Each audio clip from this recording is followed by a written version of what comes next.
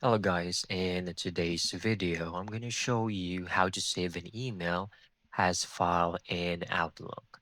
Let's begin. First, open up your favorite browser. We're going to do this on the online method. First, I want you to go to the outlook.com, click on your mail, and I want you to click on inbox and select that specific email. Click on it. Here, it will reveal more options. Just go over here, click on more actions, and we will have the option to select download. Here, depending on the version you have, you will have an option to download as EML or MSG.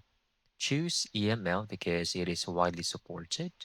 And let's see, it will choose a file path on your drive.